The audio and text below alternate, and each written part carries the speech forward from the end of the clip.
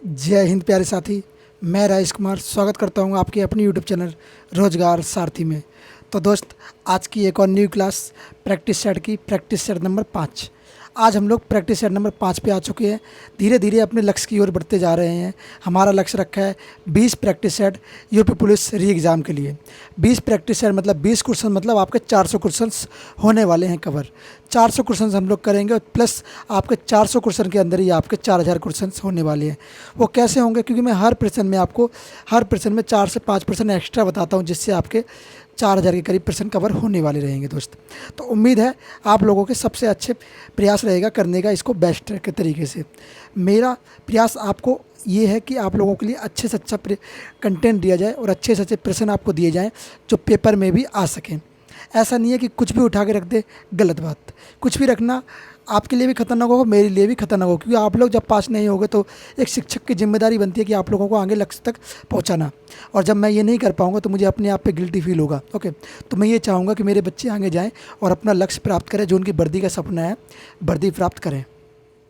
दोस्तों, आप लोग जैसे बहुत दिन से इंतज़ार कर रहे हो यूपी पुलिस री एग्ज़ाम का कि भैया री एग्ज़ाम कब तक आएगा, कब तक आएगा।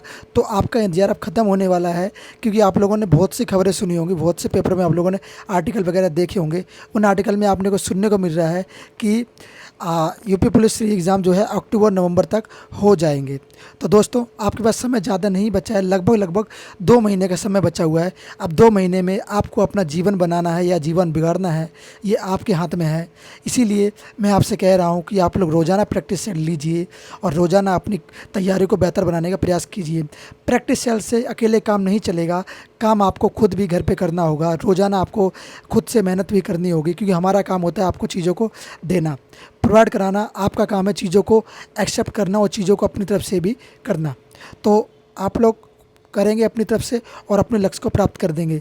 ओके, तो इसीलिए कहना चाहूँगा कि हारना तब आवश्यक हो जाता है जब, क्या कहेंगे, हारना तब आवश्यक हो जाता है जब लड़ाई अपनों से हो। क्या कहेंगे, हारना तब आवश्यक हो जाता है जब लड़ाई अपनों से हो।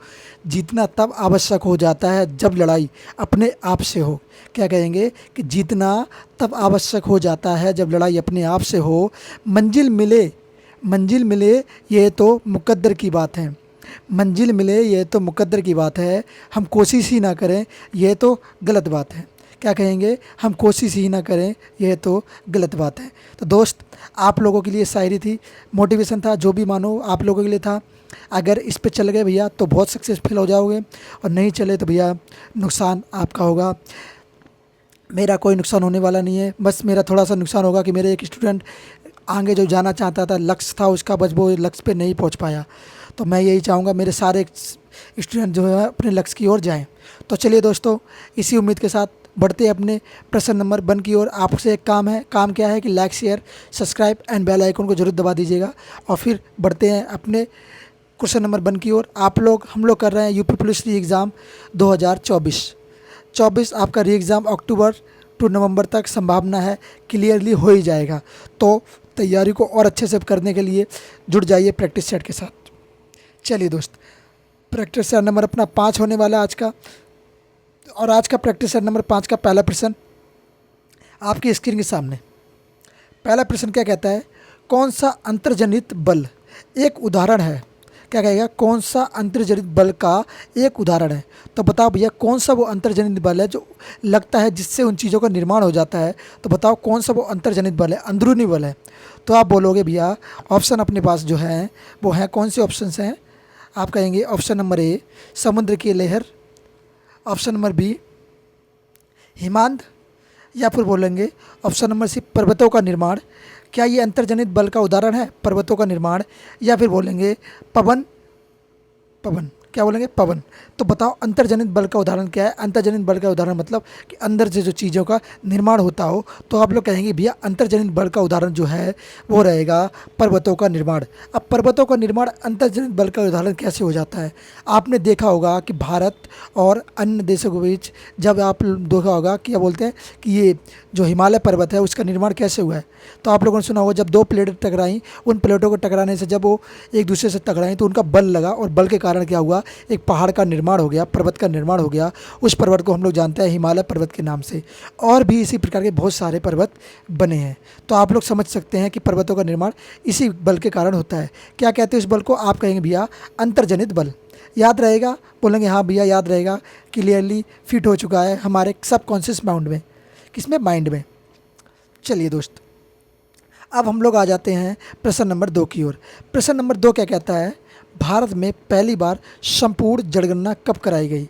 तो बताओ भैया, भारत में संपूर्ण जनगणना पहली बार कब कराई गई? अगर इसका आंसर आपने गलत दिया तो मैं समझूंगा कि भैया आपको तैयारी की और ज़्यादा आवश्यकता है, क्योंकि ये प्रश्न मैंने बहुत पहले प्रैक्टिस सेट में एक बार और करवाया था। अगर आपने नहीं किया है तो प्लीज़ एक बार तैयारी को और अच्छे से करिए, बार बार करिए, मेहनत करिए, क्योंकि इसका आंसर देना आसान होगा। मैं समझता हूँ ज़्यादा मुश्किल प्रश्न नहीं है ये, आप बोलेंगे नॉर्मल है, दे सकते हैं। बात करते हैं, क्या कहेगा? ऑप्शन नंबर ए 1887 या 1882, या कहेंगे आप 1947। क्या बोलेंगे? 1947 या फिर बोलेंगे 1881? बताओ भाई राइट आंसर क्या होने वाला है? तो आप कहेंगे भैया संपूर्ण जनगणना जो करवाई गई थी वो करवाई गई थी 1881 में। कब करवाई गई? 1881 में। अब आप लोग कहेंगे भैया 1947 में क्या संपूर्ण जनगणना नहीं कराई गई थी? तो आप कहेंगे भैया नहीं, 1947 में संपूर्ण जनगणना नहीं कराई गई थी। संपूर्ण जो जनगणना है वो कराई गई थी 1881 में। याद रहेगा? प्रश्न देख के ये मत समझ जाना कि भारत आज़ाद हुआ 1947 में, उसके बाद से संपूर्ण जनगणना हुई। नहीं, संपूर्ण जनगणना बहुत पहले ही करवा दी गई थी, जब यहाँ पे ब्रिटिश शासन चल रहा था। चलिए दोस्त, अब बढ़ते हैं प्रश्न नंबर 3 की ओर। बच्चे, प्रश्न 3 क्या कहता है? प्रश्न 3 को सुनते हैं।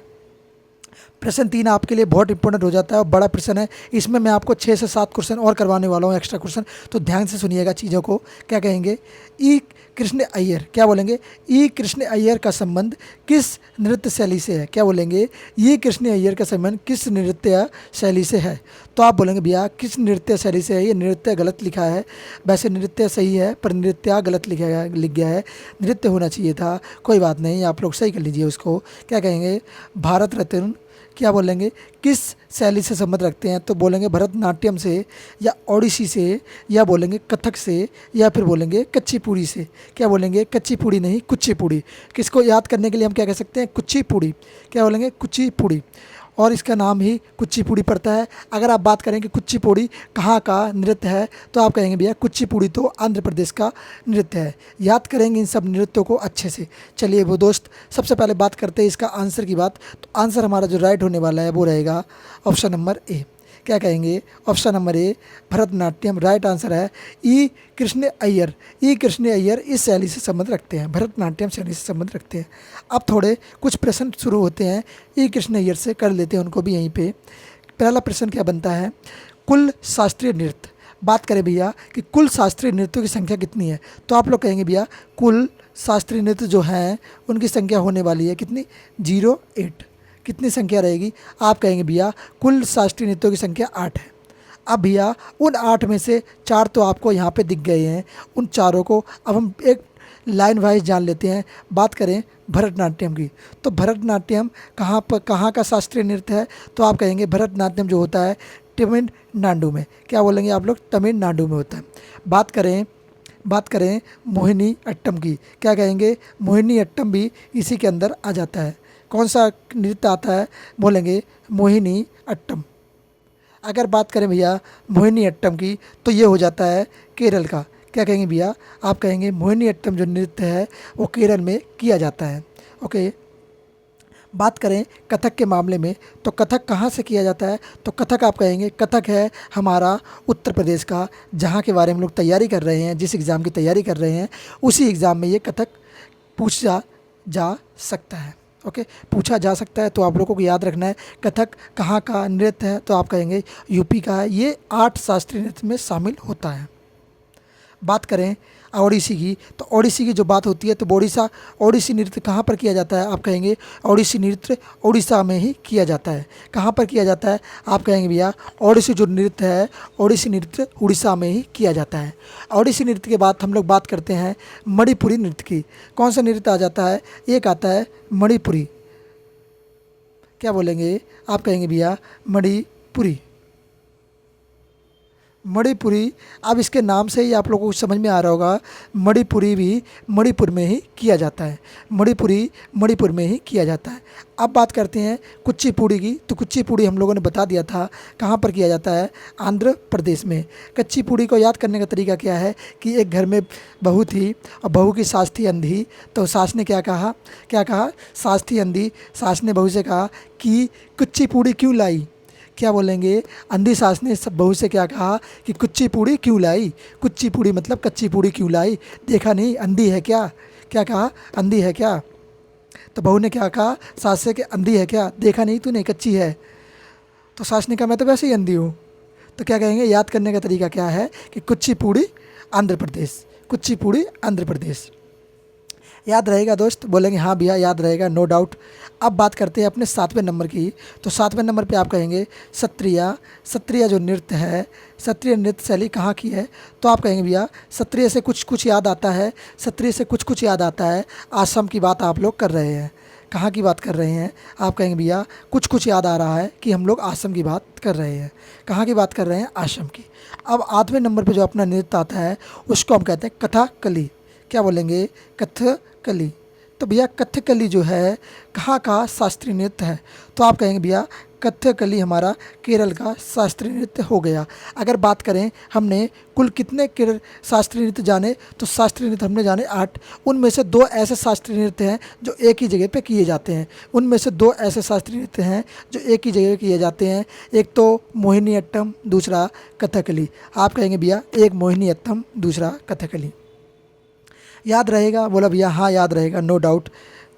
अब बात करते हैं लोक नृत्य। तो भैया लोक नृत्यों की संख्या लगभग लोक नृत्यों की संख्या कितनी, 2500 के करीब है। कितनी है, आप कहेंगे भैया 2500 के करीब लोक नृत्य हैं। 2500, ओके, 2500 के करीब हमारे लोक नृत्य हैं। तो याद रहेगा लोक नृत्य बड़े ही हैं, उनको याद करना थोड़ा मुश्किल हो जाता है। लोक नृत्य हो गए, लोक गीत हो गए, ये अलग अलग आ जाते हैं। अब हम लोग बढ़ जाते हैं प्रश्न नंबर 4 की ओर। उम्मीद है आपको इस प्रश्न में सारी चीज़ समझ में आ गई होगी जो मैंने आपको समझाया। अब बात करते हैं प्रश्न नंबर 4 की। निम्नलिखित में से कौन सा एक गेहूं उत्पादक राज्य नहीं है। प्रश्न को मेरे भाई ध्यान से पढ़ लेना, वरना कन्फ्यूजन हो जाएगी तो बाद में बोलोगे सर ये क्या हुआ। प्रश्न को ध्यान से पढ़ लेना। प्रश्न क्या कहता है कि निम्नलिखित में से, क्या कहता है, निम्नलिखित में से कौन सा एक गेहूं उत्पादक राज्य नहीं है। नहीं को ध्यान से पढ़ लेना वरना दिक्कत हो जाएगी। पेपर में नहीं की जगह आप यस लगा दोगे तो प्रश्न हो जाएगा आपका गलत और 2 मार्क्स आपके कम। 2 मार्क्स कम समझो आप तैयारी से 2 कदम दूर चले गए। क्या कहेंगे, 2 कदम दूर चले गए। मेरा नेगेटिव कहने का पॉइंट ये नहीं है कि आप लोग दूर चले गए, समझाने का तरीका ये है। Punjab option number A Punjab, option number B Uttar Pradesh, option C Goa या ऑप्शन डी हरियाणा। तो बताओ किस राज्य में गेहूं उत्पादित नहीं किया जाता है। तो आप कहेंगे भैया गोवा राज्य ऐसा राज्य है जहां गेहूं उत्पादन नहीं किया जाता है। तो भैया गेहूं उत्पादन कहाँ किया जाता है, तो बाकी इन 3 राज्यों में बहुत अधिक मात्रा में गेहूं का उत्पादन किया जाता है। चलिए दोस्त बढ़ते हैं प्रश्न नंबर 5 की ओर। प्रश्न नंबर 5 में हमारा पॉलिटिकल से आ गया। कुछ पॉलिटिकल में क्या, कुछ अनुच्छेदों के बारे में बात करी जा रही है। बहुत सारे अनुच्छेद आज हम लोग जानने वाले हैं, एक एक अनुच्छेद जानेंगे, विस्तार से जानेंगे। तो अनुच्छेदों पे पढ़ते रहिएगा और बढ़ते रहिएगा। शुरू करें, चलिए। भारतीय संविधान का कौन सा अनुच्छेद प्राण और दैहिक स्वतंत्रता का संरक्षण से संबंधित है। क्या बोलेंगे, भारतीय संविधान का कौन सा अनुच्छेद प्राण और दैहिक स्वतंत्रता का संरक्षण से संबंधित, प्राण और दैहिक स्वतंत्रता से कौन सा अनुच्छेद बात करता है इसके बारे में। तो आप कहेंगे भैया ऑप्शंस जो अपने पास है वो है आर्टिकल 20 या फिर बोले आर्टिकल 21 या फिर बोले आर्टिकल 22 या फिर बोले आर्टिकल 90 या 19। क्या बोलेंगे, आर्टिकल 19। तो भैया इन सब आर्टिकल में से कौन सा वो आर्टिकल है जो सही मायने में इसको संबोधित करता है, इसके बारे में बात करता है। तो आप कहेंगे प्राण एवं दैहिक स्वतंत्रता का संरक्षण की बात हम लोग किस आर्टिकल में करते हैं, हम लोग करते हैं आर्टिकल 21। कितना, आर्टिकल 21। याद रहेगा आर्टिकल 21। अब यहाँ पे हम लोग थोड़े कुछ आर्टिकल के बारे में बात करते हैं, कुछ महत्वपूर्ण आर्टिकल, उन सब आर्टिकल को हम लोग जान लेते हैं। जैसे कि बात करें आर्टिकल 19। आर्टिकल 19 में क्या कहा गया है? आर्टिकल 19 में क्या गया है? वाक्य एवं अभिव्यक्ति की स्वतंत्रता। कौन सी स्वतंत्रता भैया? आप कहेंगे वाक्य एवं अभिव्यक्ति की स्वतंत्रता। वाक्य का मतलब क्या है? बोलने की स्वतंत्रता, कहीं भी आने जाने की स्वतंत्रता। अभिव्यक्ति की स्वतंत्रता, किसी भी व्यक्ति को बोलने की स्वतंत्रता। बात करें भैया 19 का या फिर बोले 19(1) में, तो 19(1) का क्या बोलेंगे? 19(1) का भाग जी। 19(1) का भाग जी में क्या कहा है? नागरिक को कोई भी उपयुक्त, क्या कहेगा? सॉरी, नागरिक को कोई भी उपजीविका या व्यापार करने की स्वतंत्रता। तो क्या कहेगा? नागरिक को कहीं भी व्यापार करने की स्वतंत्रता। ओके, तो याद रहेगा 19 को भी हम लोग कर चुके हैं, 19(a) को भी कर चुके हैं। अब बात करते हैं आर्टिकल 20 की। आर्टिकल 20 क्या कहता है कि आर्टिकल 20 में क्या गया है? अपराधों के लिए दोष सिद्ध के संबंध में संरक्षण। अगर आपका अपराध सिद्ध होता है तो उसमें आपको संरक्षण दिया जाएगा, वरना नहीं दिया जाएगा। तो अपराधों के लिए दोष सिद्ध में संबंधों में संरक्षण। ओके, अगर दोष सिद्ध नहीं होता है तो उनमें संरक्षण दिया जाएगा, अगर सिद्ध होता है तो भैया तो फिर तो सजा ही होगी। ओके, बात करें 20 एवं 21 की। क्या कहेंगे? 20 एवं 21 की। तो 20 और 21 में क्या कहा गया है? 20 और 21 में आपातकाल के समय या दौरान निम्नलिखित क्या होते हैं? निम्नलिखित जो आपके क्या बोलते हैं, आपके अधिकार होते हैं, उन्हें निलंबित नहीं किया जा सकता। आपके अधिकारों को निलंबित नहीं किया जा सकता है जो 21 और 22 में आते हैं। उन अधिकारों को क्या करेंगे? उन अधिकारों को निलंबित नहीं किया जा सकता। कोई भी उन अधिकारों को निलंबित नहीं कर सकता है। बात करें 21 के और एक और में, तो 21 के बारे में लोग जान चुके हैं। प्राण और देह की स्वतंत्रता के बारे में बात करी गई है यहाँ पे। तो ये आपका अधिकार जो है वो आपातकालीन समय भी कोई आपातकाल के समय भी निलंबित नहीं कर सकता है। बात करें 21(a) के अंदर, 21(a) में भैया क्या कहा गया है? तो आप कहेंगे भैया 20 में ए में कहा गया है 6 से लेके, क्या कहेंगे भैया? आप कहेंगे 6 से लेके, एक मिनट जरा, क्या कहेंगे? 6 से लेके 14 वर्ष की आयु के 14 वर्ष की आयु के बच्चों को निःशुल्क शिक्षा दी जाएगी। आयु के बच्चों को निःशुल्क अनिवार्य शिक्षा देना आवश्यक है। ओके, तो 14 वर्ष की आयु तक बच्चों को निःशुल्क शिक्षा दी जाएगी। किसकी तरफ से? गवर्नमेंट की तरफ से। ओके, क्या कहेंगे? निःशुल्क शिक्षा। निःशुल्क, उल्क क्यों भर रहा है भाई? निःशुल्क कहना चाह रहा हूँ मैं, निःशुल्क एजुकेशन। ओके, तो निःशुल्क एजुकेशन बच्चों को दी जाएगी। याद रहेगा? बोले भैया हाँ याद रहेगा। अब बात करते हैं आर्टिकल 22 में। 22 में क्या कहा गया है कि कुछ दशाओं में गिरफ्तारी और निरोध से संरक्षण। कुछ ऐसी दशाओं में अगर आपको गिरफ्तार किया जाए तो उनसे संरक्षण मिल सकता है। तो इसमें कहा गया कुछ दशाओं में गिरफ्तारी और निरोध से संरक्षण आपको आर्टिकल 22 के अंदर दिया गया है। बात करते हैं आगे और बढ़ के, फिर हम लोग आगे बढ़ते हैं तो जानते हैं किसको? प्रश्न नंबर 6 को। प्रश्न नंबर जो 6 है वो हमारा क्या कहता है? प्रश्न नंबर 6 कहता है भारतीय संविधान का कौन सा अनुच्छेद शिक्षा का अधिकार प्रदान करता है? भैया अभी हम इस अनुच्छेद को पढ़ के आ चुके हैं, पर इस अनुच्छेद को नहीं पढ़ा जो इसमें पूछा जा रहा है। बाकी हम सभी अनुच्छेद को पढ़ के आ चुके हैं। तो मुझे कमेंट बॉक्स में बताओ कि 22वें अनुच्छेद में क्या है, 22वें अनुच्छेद में क्या है। बाकी अनुच्छेद में आपको बता देता हूँ एक बार फिर से। क्या कहेंगे कि 22वें अनुच्छेद में क्या है? आप लोग को बताना ये वाले मुझे कमेंट बॉक्स में। अपने पास ऑप्शन है अनुच्छेद 22, अनुच्छेद 21, अनुच्छेद 23 और अनुच्छेद 20। तो भैया हम लोग पहले से पढ़ से आ चुके हैं, तो ये इसका आंसर देना बहुत आसान हो चुका है। तो आप कहें भैया अनुच्छेद 23। अनुच्छेद 23 में क्या कहा गया है? अनुच्छेद 23 में शिक्षा का अधिकार प्रदान किया गया है। सभी को शिक्षा लेने का अधिकार प्राप्त है, चाहे वो किसी भी वर्ग, किसी भी धर्म, किसी भी जाति, किसी भी तरीके से आता हो, उसको शिक्षा का अधिकार है। कोई उसको शिक्षा के मामले में उसको रोक टोक नहीं सकता है। अगर कोई रोक टोक सकता है तो उसको ठोका जा सकता भी है। बात करें 21वें नंबर के आर्टिकल की, तो 21वें नंबर आर्टिकल हम लोग बात कर चुके हैं पहले प्राण एवं देह की स्वतंत्रता के बारे में। और 21(a) के अंदर क्या है? 6 वर्ष से 14 वर्ष की आयु के बच्चों को निःशुल्क शिक्षा दी जाएगी। बात कर लेते हैं 20वें अनुच्छेद में। तो 20 में बात हम लोग कर चुके हैं पहले ही, अपराधों के लिए दोष सिद्ध के संबंध में संरक्षण। ओके, 19 के बारे में बात कर चुके हैं, 21 के बारे में बात कर चुके हैं, सबके बारे में बात कर चुके हैं। अब हम लोग बात करेंगे किसके बारे में? 23 के बारे में। 23 में ये चीज़ भाई बोली गई है, सॉरी क्या बोला गया है कि मानव तस्करी और बलात्श्रम पर निषेध, मतलब कहीं किसी भी प्रकार के मानव तस्करी नहीं की जाएगी, मतलब मानव का बेचा और खरीदा नहीं जाएगा। अगर कोई ऐसा करता हुआ पकड़ा गया तो उसको कुछ साल की सजाएं, या हो सकता है बहुत साल की सजाएं, या हो सकता है कि उसको उम्र कैद हो जाए। और उसको उम्र कैद हो जाएगी तो क्या होगा, फिर इसका परिवार दब जाएगा नीचे और अच्छा विकास नहीं कर पाएगा, और उससे जुर्माना अलग से लिया जाएगा। ये प्रश्न जो है आपका कब पूछा गया था, ये पूछा गया था 17 जनवरी 2023 में। कब पूछा गया, 17 जनवरी 2023 में ये प्रश्न आपका बना था, तो इसको भी याद रख लेना, बहुत इंपॉर्टेंट प्रश्न था। बात करें आप प्रश्न नंबर 7 की। प्रश्न नंबर 7 हमारा क्या कहता है, प्रश्न नंबर 7 कहता है कि संगीत के दिग्गज पंडित रविशंकर संगीत की निम्नलिखित में से किस शैली से संबंध रखते हैं। तो भैया संगीत के जो दिग्गज हैं उनको क्या कहा जाता है, वो कौन है, वो है पंडित रविशंकर। पंडित रविशंकर जी ये किस शैली से संबंध रखते हैं, तो बताइए भैया पंडित रविशंकर जी किस शैली से संबंधित है। तो ऑप्शंस अपने पास क्या है, ऑप्शन है हिंदुस्तानी शास्त्रीय नृत्य, क्या है ऑप्शन नंबर ए हिंदुस्तानी शास्त्रीय नृत्य, ऑप्शन नंबर बी हिंदुस्तानी शास्त्रीय गायन, या ऑप्शन नंबर सी कर्नाटका शास्त्रीय गायन, या इनमें से कोई नहीं। तो बताओ भाई राइट आंसर क्या होने वाला है।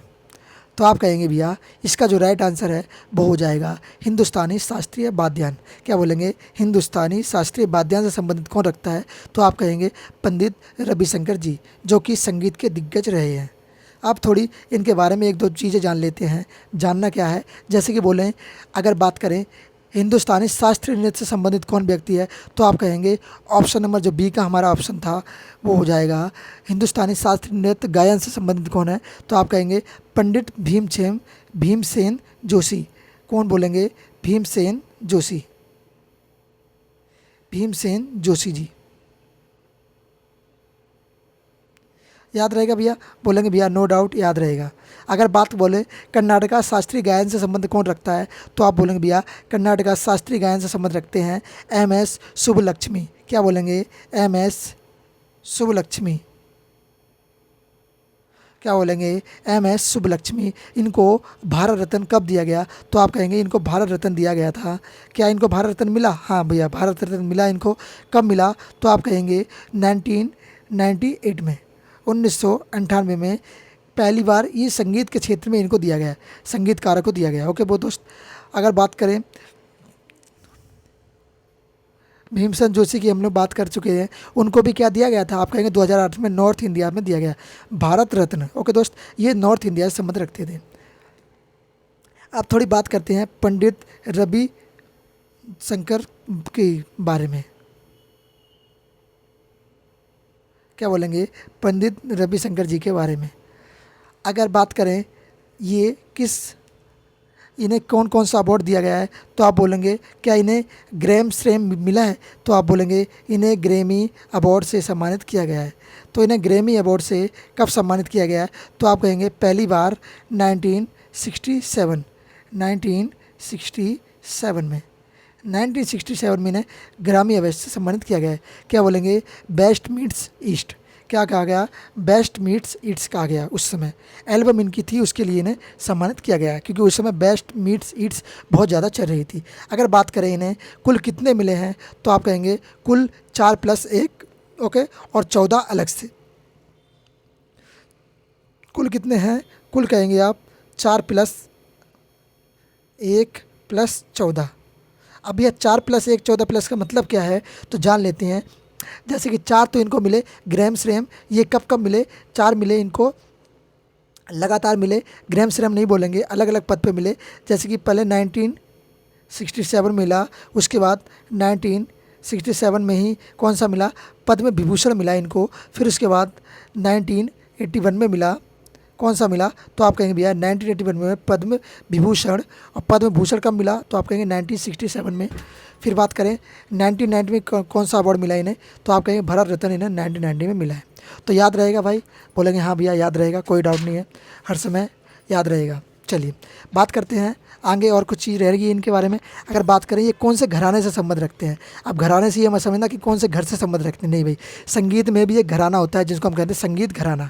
तो अब ये कौन से संगीत घराने से संबंध रखते हैं, तो बात करें घराने की, तो घराना कौन सा हो जाएगा?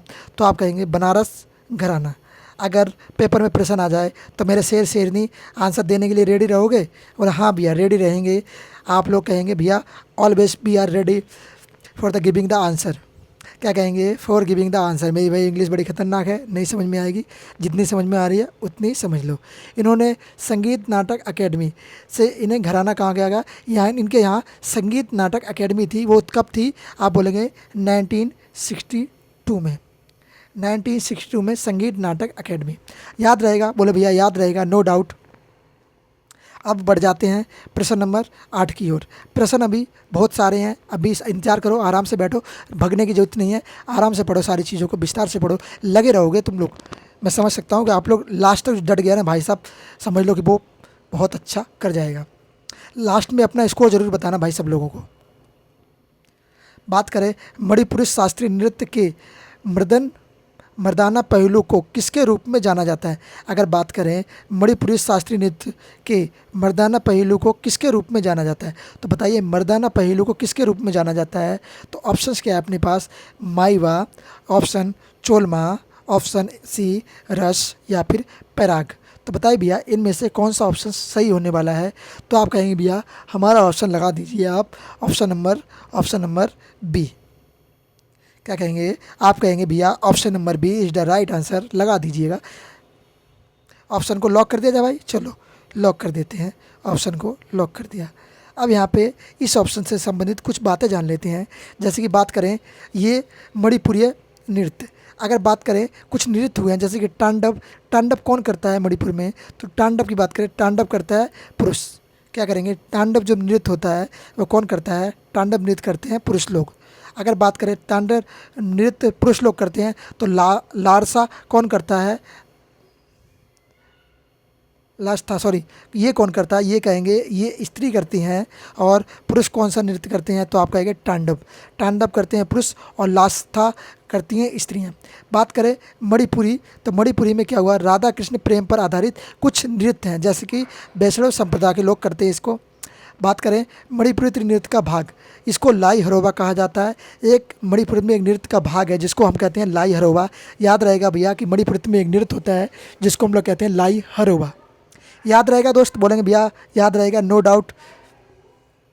बात करें अब मणिपुर के बारे में, तो मणिपुर में क्या है? 3 शैली है। कौन सी शैली का प्रयोग किया जाता है? 3 शैली वो कौन कौन सी हैं? तो बात करते हैं, एक तो है मंडल रस्क, दूसरी ताई रस्क, तीसरी डंडा रस्क। तो भैया ये 3 प्रकार के यहाँ पे शैलियाँ हैं, नृत्य शैलियाँ कहाँ पर? मणिपुर के अंदर। याद रहेगा भैया? बोलेंगे याद रहेगा, नो डाउट। बढ़ जाते हैं अपने प्रश्न नंबर कितने प्रश्न नंबर पे? प्रश्न नंबर आप कहेंगे भैया प्रश्न नंबर 9 पे। प्रश्न नंबर 9 क्या कहता है मेरे भाई? देखो जरा, बर्मी भारत के किस पड़ोसी देश की राजधानी है? क्या बोला? इसने पूछा भैया बर्मी बताओ, बर्मी किस भारत के किस पड़ोसी देश की राजधानी है? तो पड़ोसी देश की राजधानी बताओ भैया। ये एक प्रश्न किससे आ गया? आपका अभी स्टैटिक चल रहा है तो स्टैटिक से प्रश्न आ रहे हैं। अब आप कहोगे भैया स्टैटिक है क्या इसके अंदर? नहीं भाई, इसमें सभी प्रश्न रखे गए हैं। आज स्टैटिक के प्रश्न थोड़े ज़्यादा रख लिए हैं जिससे कि आपको स्टैटिक भी थोड़ी कवर हो जाए।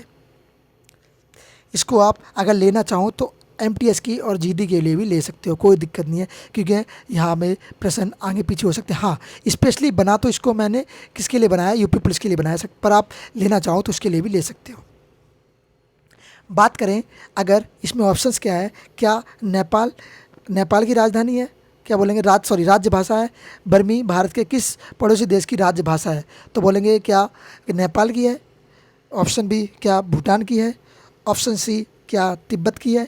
या ऑप्शन डी म्यांमार की है? तो आप कहेंगे भैया वो आंसर राइट आंसर होने वाला है, आप कहेंगे म्यांमार। तो भैया ऑप्शन डी म्यांमार हो जाएगा। भैया कुछ चीज़ें जैसे कि हम लोग जान लेते हैं, 1-2 चीज़ें बड़ी इंपॉर्टेंट चीज़ रहती हैं जिनके बारे में थोड़ा कन्फ्यूजन रहता है, समझ लो भाई, कन्फ्यूजन सॉल्व हो जाएगा। क्या कहेंगे? आप कहेंगे भैया म्यांमार। अगर बात करें म्यांमार के बारे में तो म्यांमार का सबसे पहले बात करते हैं इसका नाम।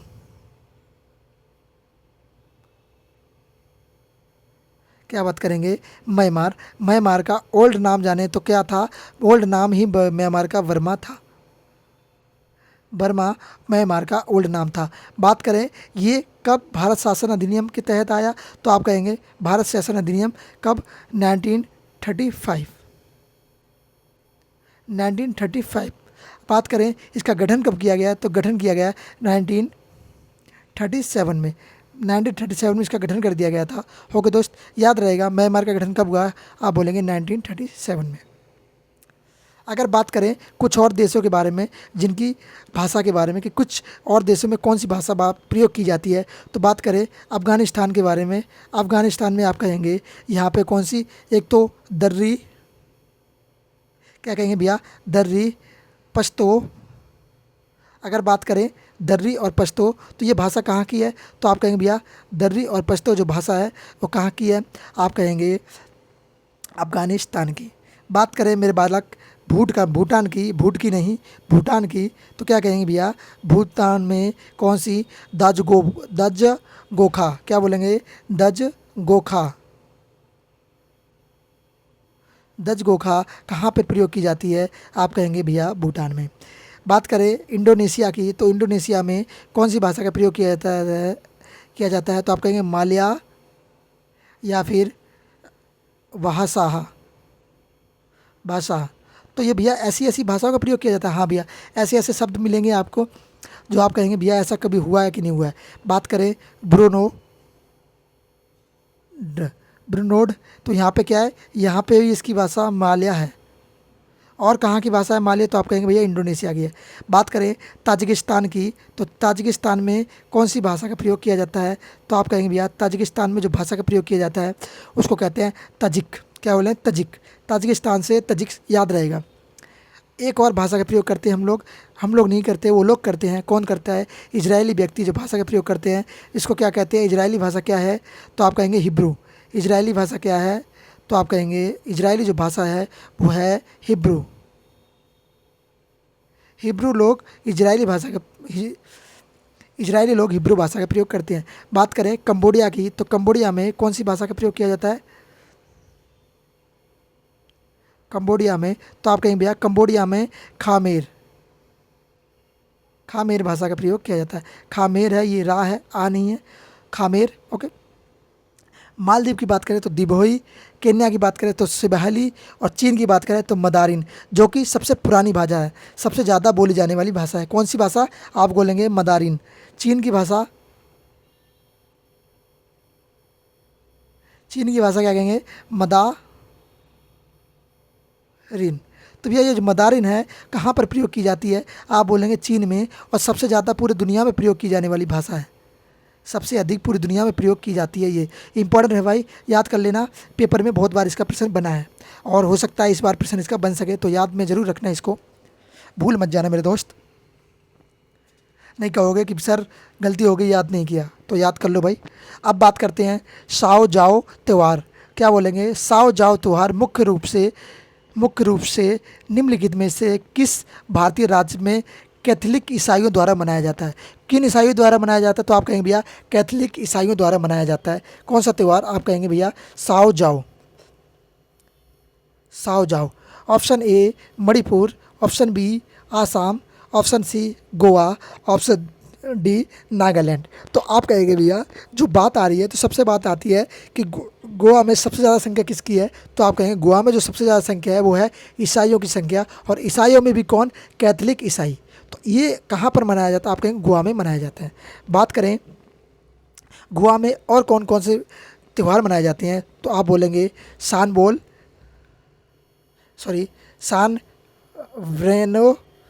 बेनो, और कौन सा मनाया जाता है, सभी मैं एक एक करके बताता हूँ आपको। थ्री किंग्स, क्या से मनाया जाता है, थ्री किंग्स, लिखते जाओ, मैं बोलता जाता हूँ, स्पेस कम है मेरे पास तो मैं बोलता जाता हूँ, तुम लिखते जाओ। थ्री किंग्स, या बोलेंगे टेंटू, और कौन सा मनाया जाता है, आप कहेंगे महाउत्सव मनाया जाता है, टेंटू महाउत्सव। और क्या कहेंगे, शिगमो और बोंडोरम, और बोलेंगे अंगूर महोत्सव, और बास्को महोत्सव। बास्को डिगामा के ऊपर बास्को महोत्सव मनाया जाता है। कहाँ पर मनाया जाता है, आप कहेंगे गोवा में। बात करें मणिपुर में, तो मणिपुर में कौन सा उत्सव मनाया जाता है, त्यौहार मनाया जाता है, तो आप कहेंगे भैया मणिपुर में जो त्यौहार मनाया जाता है उनका नाम है सगाई या फिर चुम्पा। सगाई और चुम्पा कहाँ पर मनाया जाता है? आप कहेंगे मणिपुर में। और सबसे इम्पोर्टेंट आसाम की बात करें, बिहू। बिहू एक ऐसा प्रश्न बन चुका है जो बहुत बार पेपरों में पूछा जाता है और बार बार पेपरों में पूछा जाता है। तो बिहू कहाँ का त्यौहार है? तो आप कहेंगे बिहू जो है वो त्यौहार है कहाँ का? असम का। बोलें असम का और कौन सा त्यौहार है? तो आप कहेंगे भैया बिहू के बाद जो त्यौहार हो जाता है, बिहू के बाद जो हो जाता है उसको कहेंगे बेसागुन। बेसागुन जो है वो बिहू के बाद है। उसके बाद कौन सा होगा? तो आप कहेंगे दोहिंग और पटकाई। दोहिंग और पटकाई ये थोड़े इंपॉर्टेंट है, इनको याद रखना। अगर बात करें नागालैंड में, तो नागालैंड में आपने सुना होगा हॉर्नबिल और सैक्रेनाई। क्या बोलेंगे? हॉर्नबिल और सैक्रेनाई। तो हॉर्नबिल और सैक्रेनाई कहाँ मनाया जाता है? आप कहेंगे ये भैया मनाया जाता है नागालैंड में। याद रहेगा भैया? बोलेंगे भैया ज़रूर याद रहेगा, क्यों भूलेंगे। अब आ जाओ प्रश्न नंबर 11 की ओर। अभी तक हमने 10 प्रश्न कवर कर लिए लगभग 35 मिनट के अंदर। 35 मिनट के बाद 3 मिनट हम लोगों ने बात करी, 4 मिनट, उसके बाद हमने शुरू किया, तो 30 आधा घंटे में हमने 10 मिनट कवर कर लिए। क्योंकि प्रश्न आज थोड़े इंपॉर्टेंट प्रश्न और ज़्यादा प्रश्न है और प्रश्न के अंदर भी बहुत सारे प्रश्न हैं, तो आप कहेंगे भैया थोड़ा समय लगेगा। कोई बच्चा भगने की कोशिश ना करे, सभी जुड़े रहो और पढ़ते रहो। बात करेंगे भारत ने पहली बार ओलंपिक खेलों में कब भाग लिया? तो क्या कहेंगे? भारत ने जो है ओलंपिक खेलों में कब भाग लिया? तो आप कहेंगे भारत ने ओलंपिक खेलों में कब भाग लिया? तो आप कहेंगे ऑप्शंस पहले देख लेते हैं भैया। 1947, 1972 या 1920 या 1928। तो आप कहेंगे भैया जो ऑप्शंस होने वाला है वो राइट ऑप्शंस होने वाला है 1920। 1920 में ये भाग लिया। अब भैया एक बात और बता दूं, मैं हर बार बोलता हूं ये प्रश्न जो है बाइलिंगुअल हैं। बाइलिंगुअल का मतलब क्या हुआ? दोनों भाषाओं में अवेलेबल है। आप लोग कोई ये नहीं कहेगा भैया एक भाषा में है, दोनों भाषा में है, कोई भी कर सकते हो। अब यहाँ पे थोड़ी चीज़ें इंपॉर्टेंट है, 2-3 चीज़ें, 2-3 नहीं बहुत सारी चीज़ें हैं, बात कर लेते हैं। एक बार विस्तार से सुनते जाइएगा ज़रा। बात करें सबसे पहले 1920 की, 1920 की। 1920 में क्या हुआ? 1920 में स्टेप ओलंपिक बेल्जियम में हुआ। कब हुआ? ये बेल्जियम में खेला गया स्टेप ओलंपिक, राष्ट्र के तौर पर खेला गया।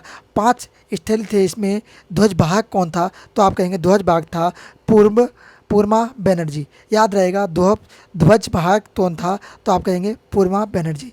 पहली बार 1900 में खेला गया, किसमें? नार्मो फ्रेजाई में। 2 रजत जीते। ओके दोस्त, याद रहेगा। अब बात करें भारत के लिए पहला पदक जो आया वो कब आया? तो आप कहेंगे 1952 में आया, हेलसिंकी।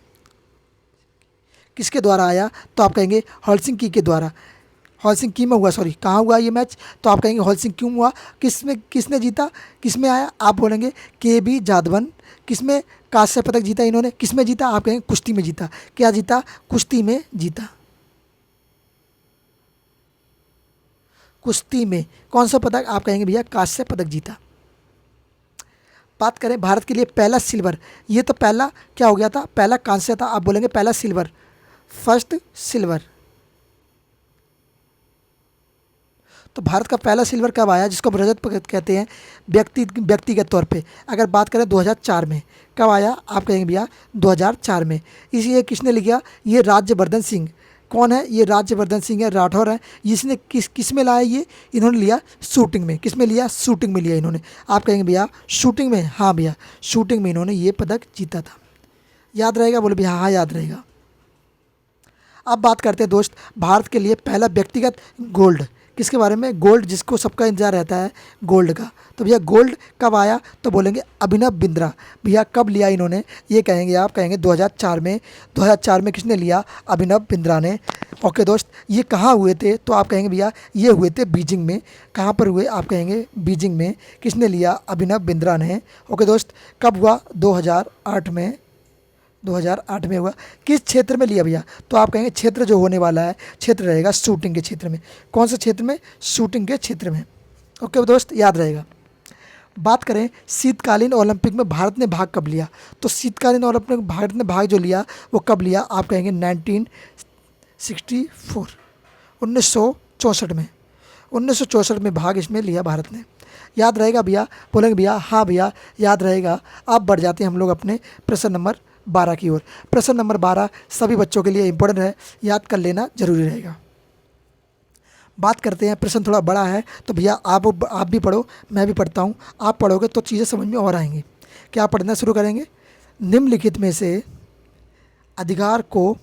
किस अधिकार को 44वें संविधान संशोधन अधिनियम द्वारा मूल अधिकार की सूची में से हटा दिया गया था? तो बताओ इन अधिकारों में से किस अधिकार को किस में से हटा दिया गया? सूची में से हटा दिया, मूल अधिकार की सूची में से हटा दिया गया। अब ये हमारा मूल अधिकार नहीं होगा, मूल अधिकार के स्थान पर क्या बन गया? कानून बना दिया गया। तो कब बनाया ये कानून, कैसे बना जानते हैं। तो ये कौन सा अधिकार है? तो आप कहेंगे भैया ऑप्शन नंबर है स्वतंत्रता का अधिकार। नहीं भैया, ये तो अभी भी है। बात करें समानता का अधिकार। नहीं भैया, ये समानता का अधिकार तो अभी भी है। बात करें धार्मिक स्वतंत्रता का अधिकार। नहीं भैया, ये तो नहीं हट सकता, ये तो बहुत अच्छा और बहुत काम का अधिकार है। बात करें संपत्ति का अधिकार। हाँ भैया, इसको जो संपत्ति का अधिकार इसको हटा दिया गया है। इसको कब हटाया गया? आप कहेंगे 300 का में हटाकर इसको कहाँ से? 44वें संशोधन के द्वारा अधिकार से हटाकर इसको 300 का में जोड़ दिया गया है। 300 का में जोड़ के इसको क्या कहा गया? इसको बना दिया कानूनी अधिकार। ओके, वर्तमान में ये 300 आर्टिकल कितने में? आर्टिकल 300 के अंदर है, 300 का के अंदर है और ये कानूनी अधिकार है। आप क्या बोलते हैं? आप क्या बोलेंगे? मूल अधिकार नहीं है, कानूनी अधिकार है। ओके, याद रहेगा बोस।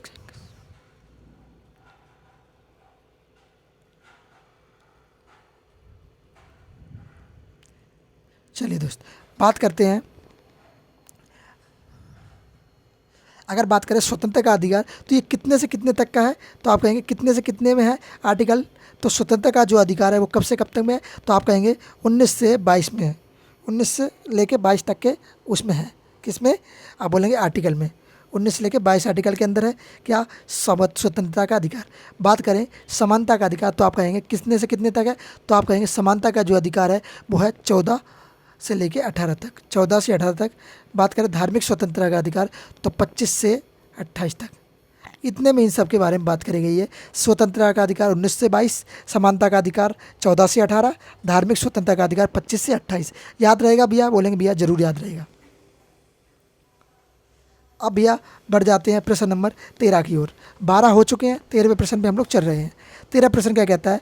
भारतीय स्वतंत्रता का कौन सा अनुच्छेद बलात् श्रम को प्रतिबंधित करता है? तो भैया बलात् श्रम को प्रतिबंधित करता है मतलब बच्चों के काम को प्रतिबंधित करता है, छोटे बच्चों के काम को प्रतिबंधित। तो भैया बोलो कौन सा अनुच्छेद करता है? अभी हम लोग पिछले पढ़ के आए थे, तो आप लोग बता देना भैया। अनुच्छेद 13, क्या सॉरी अनुच्छेद 23, प्रश्न 13 है, मैं 30 बोल रहा हूँ। अनुच्छेद 23 याद रहेगा भाई? बोलेंगे हाँ भैया याद रहेगा। चलिए फिर बढ़ जाते हैं, किस पे आगे बढ़ जाते हैं। बाकी हम लोगों ने जान चुके हैं। 20 को क्या कहते हैं? याद रहेगा आप लोगों को। 20 को कहते हैं कि अपराध दोष सिद्ध होने पर, है ना। और 22 को क्या कहेंगे? कुछ दशाओं में गिरफ्तारी हो सकती है, कुछ दशाओं में, है ना। जैसे इसमें कुछ दशाओं में लोगों को गिरफ्तार किया जाता है। और 21 में हम पढ़ चुके थे, प्रश्न भी था हमारा, प्राणदायिक स्वतंत्रता। ओके, इसमें मनपसंद खाना, शादी वादी करना, विदेश में घूमने का अधिकार, सब कुछ दिया गया है। ओके,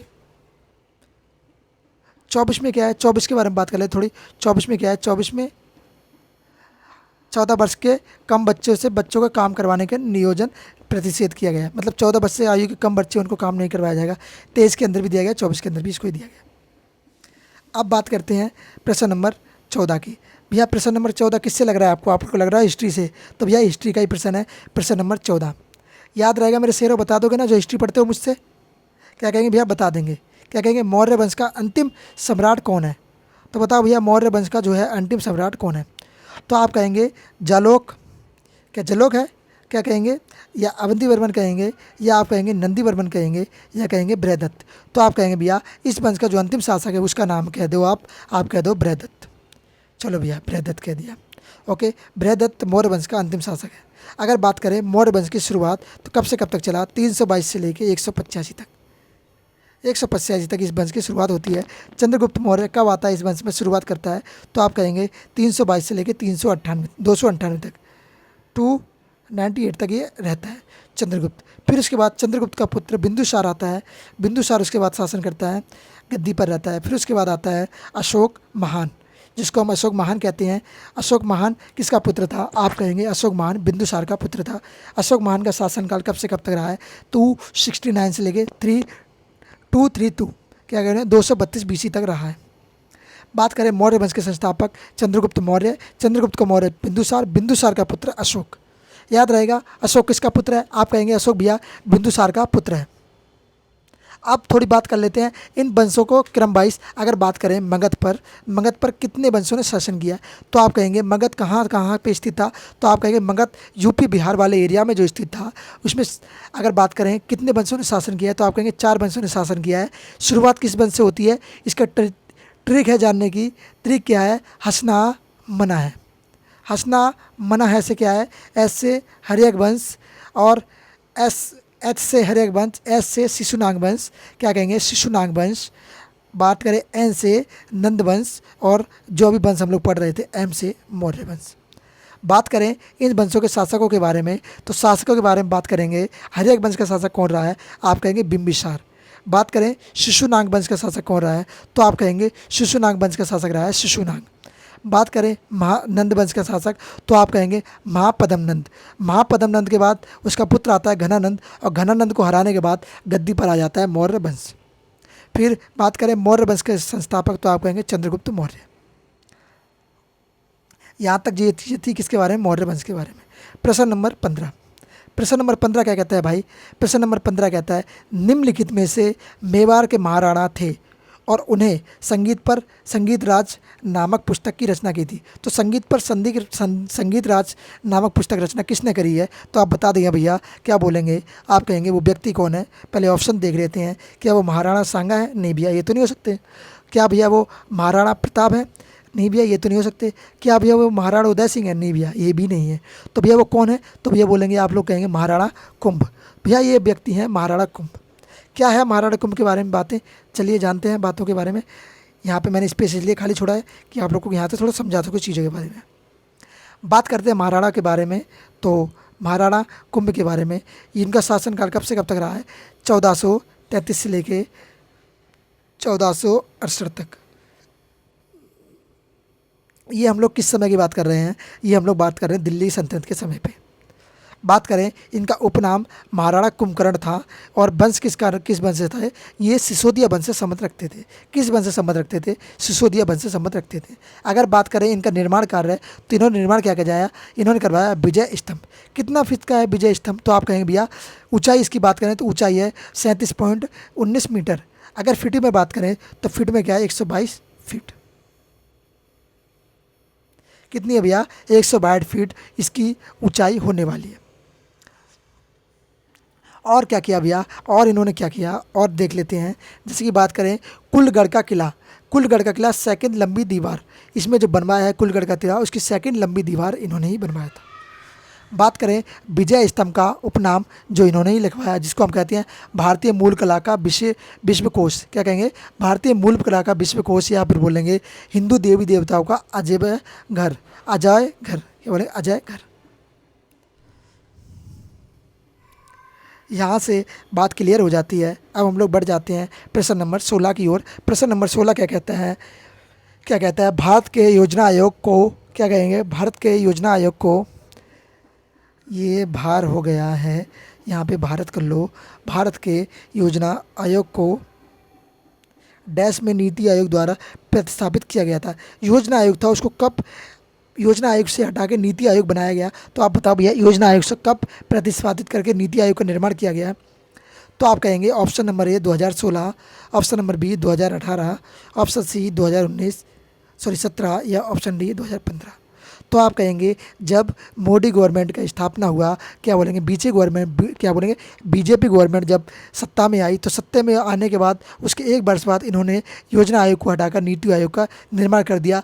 कार्य वही है, सिर्फ कुछ चीज़ें परिवर्तन हुई हैं इसमें, बाकी सब चीज़ें सेम ही हैं योजना आयोग और नीति आयोग में। थोड़ी चीज़ें जान लेते हैं, जैसे कि बात करें योजना आयोग और नीति आयोग में कुछ चीज़ें डिफरेंट होने वाली हैं।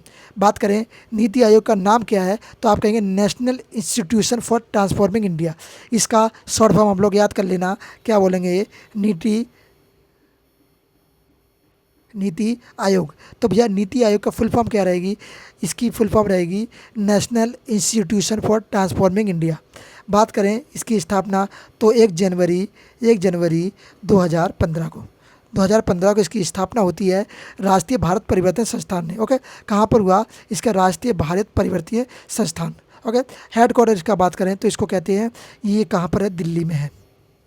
HQ की बात करें तो हेड क्वार्टर इसका कहाँ है, आप कहेंगे दिल्ली में है। हिंदी में अगर इसका नाम जाने तो क्या कहेगा, भारतीय राष्ट्रीय भारत परिवर्तन संस्थान। हिंदी में जो इसका नाम होगा वो ये हो जाएगा। बेटर है इंग्लिश में याद कर लो, इंग्लिश में थोड़ा करना आसान रहता है। क्या कहेंगे, national institution for transforming India.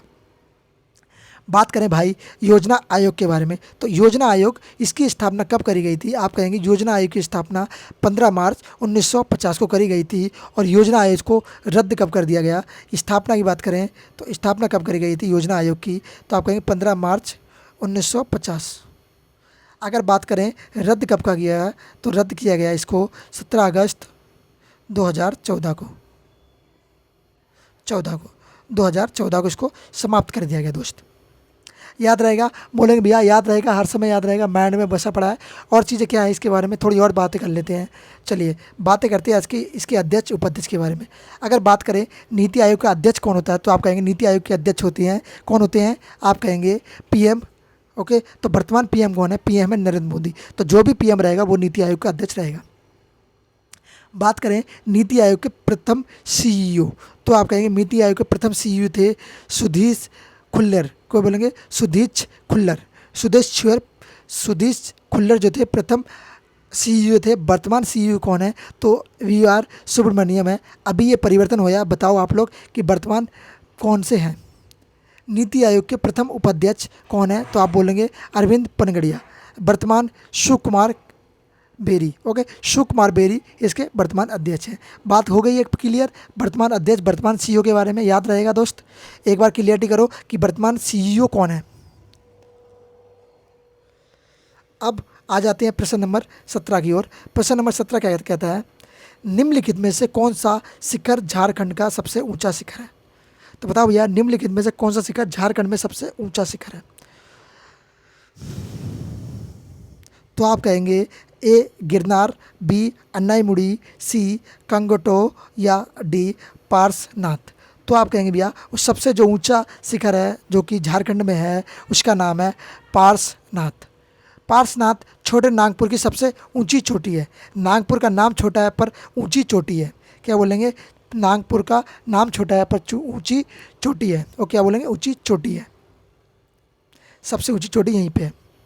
बात कर लेते हैं थोड़ा इसके बारे में।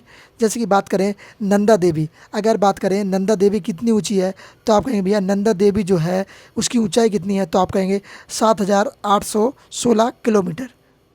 क्या बोलेंगे, किलोमीटर मीटर, मीटर है। कहाँ पर स्थित है, आप कहेंगे ये भैया है उत्तराखंड में स्थित। UK से यूनाइटेड किंगडम मत समझना, मैं कहना चाह रहा हूँ उत्तराखंड। बात करें कंचनजंगा जो कि कहाँ पर स्थित है, आप कहेंगे सिक्किम में स्थित है। इसकी ऊंचाई कितनी हो जाती है, आप कहेंगे 8586 86 मीटर। इतनी ऊंची भैया, हाँ भैया इतनी ऊंची। बात करें कांगटो, जिसके बारे में लोग बात कर चुके हैं, कांगटो ये कहाँ पर स्थित है, तो आप बोलेंगे कांगटो जो है कहाँ पर स्थित है, आप कहेंगे ये है AP में, आंध्र प्रदेश में। एक चोटी जो बड़ी ही फेमस चोटी है जिसको बहुत लोग जानते हैं, गुरु शिखर नाम से चोटी है। ये गुरु शिखर जो चोटी है कहाँ पर स्थित है, आप कहेंगे राजस्थान में स्थित है। और एक चोटी और आती है अस्मत, ये कहाँ पर है, या बोलेंगे असतो, ये कहाँ पर स्थित है, ये कहेंगे UP में। कितनी इसकी ऊंचाई है, 957 मीटर, सबसे हाईएस्ट ऊंचाई 957 ऊंचाई। बात करें शिलोंग पीक कहाँ पर स्थित है, आप कहेंगे मेघालय में स्थित है। बात करें धूपगढ़, तो धूपगढ़ कहाँ स्थित है, आप कहेंगे भैया धूपगढ़ जो है MP में स्थित है। MP means Madhya Pradesh. बात करेंगे गिरनार की चोटी, तो आप लोग कहेंगे गिरनार की जो चोटी है वो कहाँ पर स्थित है, आप कहेंगे गुजरात में स्थित है। बात करें देमाली, तो देमाली कहाँ पर स्थित है, देमाली रहेगी उड़ीसा में। ये एक सबसे फेमस चोटी जो नाम आता है जिसको कहते हैं डाडा बेटा कहाँ पर स्थित है, आप कहेंगे भैया तमिलनाडु। इसकी ऊंचाई की बात करें तो भैया कितनी रहेगी, 2637 मीटर। याद रहेगा दोस्त, बोलेंगे भैया याद रहेगा। अब आ जाते हैं प्रश्न नंबर 18 की ओर। प्रश्न नंबर 18 क्या कहता है, निम्नलिखित में से किसने 1784 में एशियाटिक सोसाइटी ऑफ बंगाल की स्थापना करी थी। तो बताओ भैया एशियाटिक सोसाइटी ऑफ बंगाल की स्थापना करने वाला व्यक्ति कौन है। तो आप कहेंगे टैगोर, रविंद्रनाथ टैगोर, या फिर हो गए रविन्द्रनाथ टैगोर के भाई जिनका नाम है द्वारनाथ टैगोर। या बोलेंगे विलियम जॉनसन, या बोलेंगे राजा राम मोहन राय, या बोलेंगे हेनरी विलियम डोरेजियो। तो आप कहेंगे भैया वो व्यक्ति है रहेगा विलियम जॉनसन, जिसने एशियोटिक सोसाइटी ऑफ बंगाल की स्थापना करी। अगर बात करें विलियम जॉनसन, तो इसने क्या किया, अभिज्ञान शकुंतलम का ट्रांसमिशन कर दिया, किसमें, कालिदास की पुस्तक जी। इसने क्या किया, the Royal Asiatic Society of Bengal. इसमें हमें जानकारी मिलती है 1936 में इसकी स्थापना हुई। बाद में क्या हुआ, इसका ट्रांसफ़र कब हुआ, फिर 1984 में एशियोटिक सोसाइटी की स्थापना हुई। और क्या हुआ, 1825 में एटोरिक सोसाइटी रही। फिर क्या हुआ, 1832 में इसका नाम क्या था, एशियोटिक सोसाइटी ऑफ बंगाल। तो 1832 में इसका नाम एशियोटिक सोसाइटी ऑफ बंगाल था। बात करते हैं भाई आगे की ओर, तो आगे की ओर बढ़ते हैं। आज का प्रश्न 19 नंबर, निम्नलिखित में से कौन सा जीवाणु जनित रोग है। तो बताइए कौन सा बैक्टीरिया जनित रोग है। तो कहेंगे आप बैक्टीरिया जनित रोग कौन सा है, तो कहेंगे कुष्ठ रोग है। क्या वो इबला है, क्या वो मलेरिया है, या फिर बोलेंगे जटल है, रेबीज है। तो बताओ भैया वो कौन सा रोग है जो जीवाणु से जनित होता है। तो आप कहेंगे भैया वो रोग है कुष्ठ रोग। कुष्ठ रोग होता है भैया जीवाणु से। अगर बात करें भैया ईवल रोग, तो ईवल रोग किससे होता है, आप कहेंगे विषाणु से होता है। अगर बात करें भैया मलेरिया, तो मलेरिया किससे होता है, प्रोटोजोआ से होता है, जो कि मादा एनाफिली मच्छर होता है वो काटता है, तो उससे क्या हो जाता है, मलेरिया हो जाता है मच्छर के काटने से। हाइड्रोफोबिया किसकी वजह से होता है, इसको कहते हैं पानी के डर को हाइड्रोफोबिया कहते हैं। अगर बात करें कुष्ठ रोग क्या होता है, त्वचा सफ़ेद पड़ जाती है। जीवाणु कौन कौन से इसमें शामिल होते हैं, फ्लैग हो गया, निमोनिया हो जाता है, ओके, गोरेलिया हो गया, इत्यादि प्रकार के हैजा, टीबी, टाइफाइड, ये सब रोग होने की संभावना रहते हैं जीवाणु के कारण। बात करते हैं आज का आखिरी प्रश्न, और आखिरी प्रश्न एक और प्रश्न आपके लिए है, जो कि ये रहेगा आपका, क्या प्रश्न रहेगा आपका, रहेगा ये प्रश्न रहेगा आपका, कौन सा, आपके कमेंट बॉक्स के लिए। जी के मान की खोज किसके द्वारा की गई थी। क्या पूछा गया है, जी के मान की खोज किसके द्वारा की गई थी। Why who was the value of G discovered. तो बताओ किसने इसकी वैल्यू को डिस्कवर किया। तो बोलेंगे हेनरी कैडबिस, या बोले माइकल फ्रोडल, या बोलेंगे आइजैक न्यूटन, या फिर बोलेंगे मैरी क्यूरी। तो बताओ भैया ये किसने कराया काम इसका। तो दोस्त आज के प्रश्न हमारे यहीं तक थे, और उसका आंसर प्लस इसका आंसर आप दे देना कमेंट बॉक्स में। क्या कहेंगे, सौर मंदिर भारत के किस राज्य में स्थित है। क्या बोलेंगे, सौर मंदिर भारत के किस राज्य में स्थित है। ये आपका होमवर्क हो गया। चलो इसका आंसर मैं आपको बता ही देता हूँ। इसका आंसर हो जाएगा आपका, क्या रहेगा, आप कहेंगे भैया इसका आंसर आप लगा दीजिए हेनरी कैडविन। तो इसका आंसर जी की खोज किसने करी, हेनरी कैडविस ने करी। अब इसका आंसर आप लोग मुझे कमेंट बॉक्स में बताइए। और आपके लिए एक काम है, काम क्या है, वही काम जो आप लोग हर रोज़ करते हो, लाइक शेयर एंड सब्सक्राइब, ये कर दीजिएगा और अपने दोस्तों के पास शेयर कर दीजिएगा। और इसी उम्मीद के साथ आप लोगों से मिलते हैं नेक्स्ट वीडियो में। जय हिंद, जय भारत। पढ़ते रहिए और करते रहिए पढ़ाई।